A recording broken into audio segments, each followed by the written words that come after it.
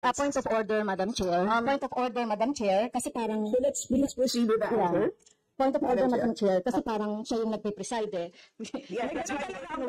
Kasi inuutusan mo yung secretariat natin sa Committee on Appropriation. Yes. Alaman ano, di ba? So, Madam Vice President, please proceed with the response. There's a question. Please proceed with the response. Madam Chair, I do not understand. Bakit a person convicted of child abuse is still sitting in a seat? Point of order, yung sinasabi natin na dinadivert ang usapan sa ating budget hearing. Kung nagawa po niya yan sa Senado, Madam Chair, dapat hindi natin yan pahintulutan dito sa camera. You allow me a snide comment and then you will not please wait a snide comment.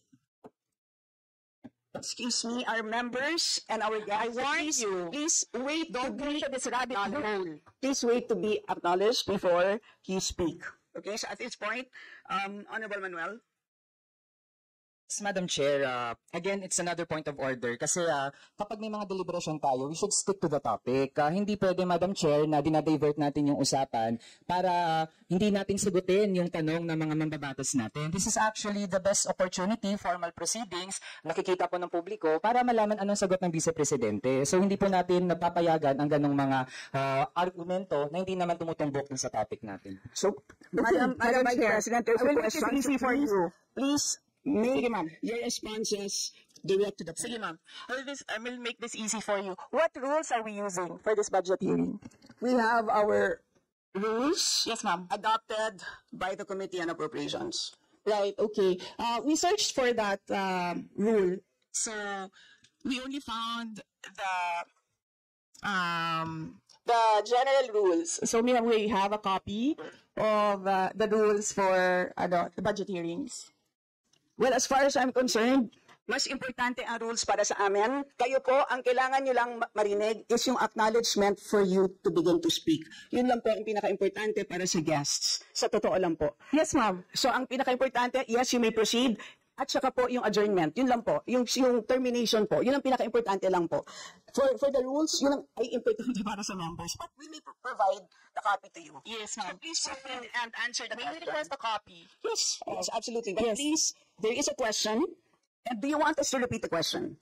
And we will not penalize you on the time. I don't You can repeat the facts from the notice of disallowance. I don't need the repeat Honorable of the Franz. question. Yes, Honorable Franz Castro, you may repeat your question on the notice of disallowance, I believe. Yeah, tama, Madam Chair. So according to COA, the notice of disallowance is amounted to 73,287,000 out of 125.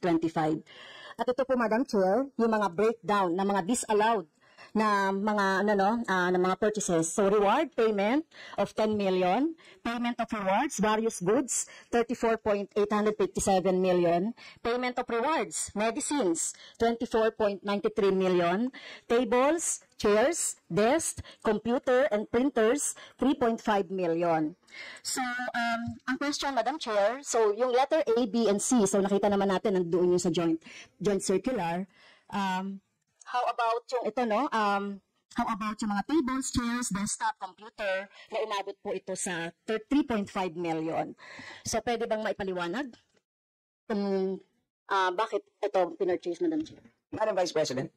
Madam Chair, I still request for the rules of the budget hearings. Okay, gusto mo sagutin ko, ma'am. Yes, Madam.